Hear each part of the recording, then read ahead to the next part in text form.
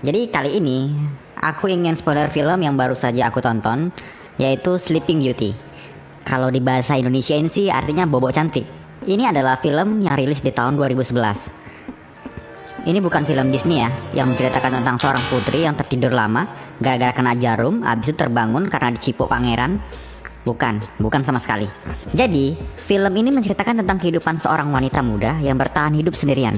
Demi kebutuhan hidupnya, biaya kuliah, biaya sewa tempat tinggal, dan biaya obat pacarnya yang sedang sakit. Dia rela mengambil banyak pekerjaan demi semua itu. Wanita cantik ini bernama Lucy. Film diawali dengan ditunjukkannya pekerjaan-pekerjaan yang diambil oleh Lucy.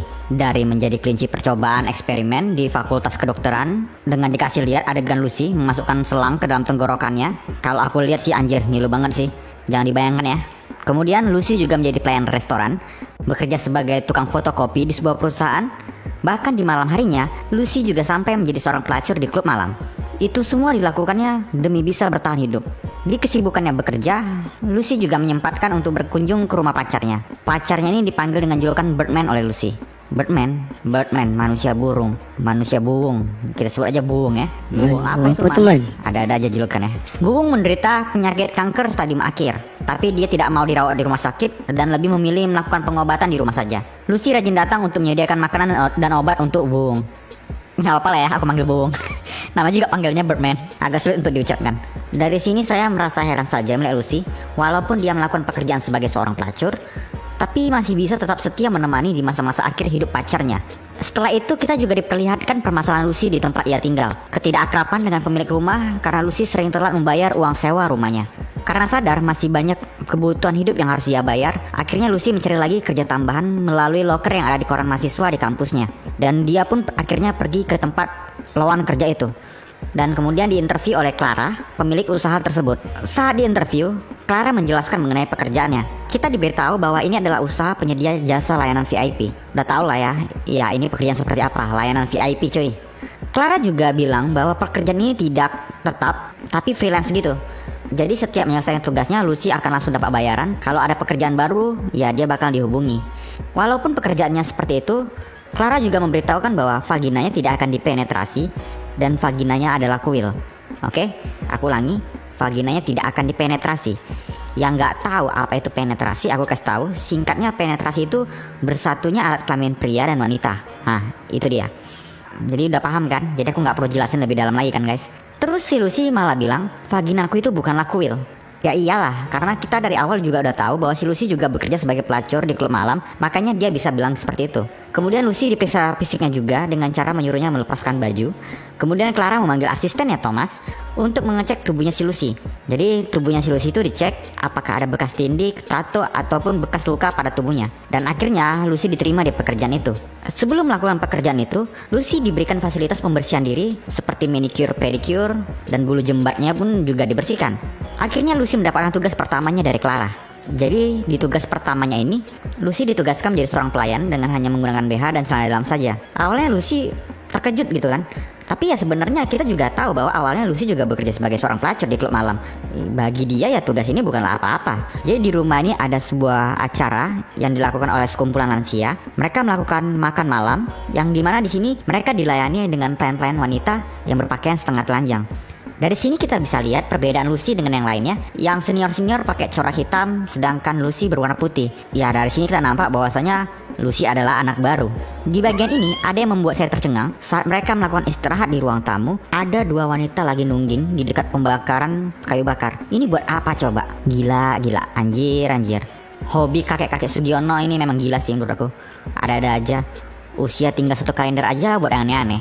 Tapi karena bayarannya juga besar ya makanya Lucy mau melayani mereka. Selesai dari tugas itu, Lucy tidak langsung pulang ke rumahnya, tapi malah datang ke klub malam dan bekerja lagi menjadi seorang pelacur. Gila sih menurutku. Demi kebutuhan kehidupannya, dia harus melakukan semuanya itu. Keesokan paginya pulang dari klub malam, Lucy langsung ke rumahnya si Buung, ke rumah si pacarnya. Kita diperlihatkan dengan kesedihan si Lucy yang menangis karena tahu si pacarnya ini, si Buung Man ini tidak akan lama lagi akan meninggal. Nggak ngerti sih bagaimana perasaannya si Lucy. Padahal si Lucy juga baru pulang dari klub malam loh. Tapi karena dia juga akan ditinggal oleh pacarnya, ya pasti sedih. Dan Lucy pun menangis. Kemudian di saat Lucy kuliah, dia dihubungi oleh Clara bahwa dia mendapatkan tugas barunya. Lucy pun kembali dijemput oleh supir dan menuju ke kediamannya si Clara. Kali ini tugasnya berbeda dari sebelumnya. Lucy diberikan ramuan teh pucuk oleh Clara, yang dimana Clara memberitahunya bahwa dia hanya akan tertidur pulas, bahkan bermimpi pun tidak. Saat dia terbangun, dia pun tidak akan tahu apa yang telah terjadi padanya. Setelah meminum ramuan teh pucuk itu, akhirnya Lucy pun bobok cantik di kamar. Dan ternyata saat si Lucy sudah tertidur pulas, datanglah Clara dan kakek Sugiono ke kamarnya. Kalau kalian masih ingat, kakek Sugiono inilah yang kemarin ada di jamuan makan malam telanjang itu. Ngapain kek? Sebelum melakukan aksinya, si kakek Sugiono ini berbacot dulu. Ngomong panjang lebar mengenai masalah pernikahan dengan istrinya yang tidak harmonis. Mau mantap-mantapan aja harus ngebacot dulu, kek. Selesai si kakek ngebacot, Clara pun memberitahukan kepadanya hanya ada satu larangan yang harus dipatuhi, yaitu tidak boleh terjadi penetrasi. Pokoknya kau nggak boleh masuk ke make-nya dia. Gitulah inti dari larangan si Clara. Kemudian si kakek dengan gairahnya langsung membuka seluruh bajunya dan mulai menggrepe-grepe si Lucy. Yang buat aku bingung tuh, kok bisa ya ada orang kayak gini? Kalau mau yang lebih mantap dan enak, kenapa si kakek nggak cari PSK aja gitu? Si kakek bayar mahal-mahal si Clara cuma dapetin wanita yang tertidur dan cuma dapat grepe-grepe doang. Gila. Ketika si Lucy bangun dari tidurnya, dia tidak merasakan apa-apa dan tidak tahu apa yang telah terjadi padanya. Keesokan harinya, Lucy mengalami banyak cobaan dan kesedihan secara beruntun. Pacarnya si Buung atau Birdman akhirnya meninggal dunia. Kemudian dia dipecat dari pekerjaan tukang fotokopinya dan dia juga diusir dari kontrakannya. Kemudian dia pergi dan menyewa apartemen. Karena sewa apartemen yang mahal, Lucy pun meminta kepada Clara agar diberi pekerjaan lebih. Sampai suatu saat, ia kembali melakukan pekerjaan bobok cantik lagi, dan kali ini kakek Sugiononya lebih kasar dan sange kepada tubuhnya Lucy. Sampai-sampai si kakek Sugiono ini melukai telinganya Lucy dengan api rokok. Ketika sudah tersadar dan perjalanan pulang, Lucy merasa heran mengapa ada luka di telinganya. Karena penasaran dengan apa yang terjadi selama dia tertidur, Lucy pun membeli kamera mini untuk merekam apa yang terjadi padanya saat tertidur. Keesokan harinya, Lucy mendadak dipanggil oleh Clara lagi untuk pekerjaan seperti biasanya. Sebelum meminum ramuan teh pucuknya, Lucy meminta kepada Clara agar memberitahunya apa yang terjadi padanya selama ia tertidur. Tapi Clara tidak mau memberitahukannya, karena itu adalah hal privasi kliennya. Setelah selesai meminum ramuannya, Lucy kembali tertidur di kamarnya, tapi kali ini ia memaksa badannya untuk bangun. Dengan berusaha bangun dan berjalan sempoyongan, ia mengeluarkan kamera mini yang telah ia sembunyikan di mulutnya, kemudian meletakkannya di guci yang ada di samping tempat tidurnya. Setelah itu Lucy pun kembali tidur di kasurnya. Kemudian tidak berapa lama, masuklah Clara dan kakek Sugiono. Ternyata kali ini kakek Sugiono yang pertama kali menggrepe-grepe si Lucy datang kembali. Tapi yang anehnya, si kakek Sugiono ini meminta si Clara untuk dibuatkan ramuan teh pucuk juga. Dan Clara pun membuatkannya dengan takaran 4 sendok. 4 sendok ya. Si Lucy aja yang 1 sendok udah tepar gak sadarkan diri kayak mayat, apalagi 4 sendok. Metong lah. Dari sini kita bisa lihat, tampaknya si kakek Sugiono ini mau mengakhiri hidupnya dengan keadaan mati damai tidur bersama wanita yang ia sukai. Kakek Sugiono itu pun akhirnya meminumnya.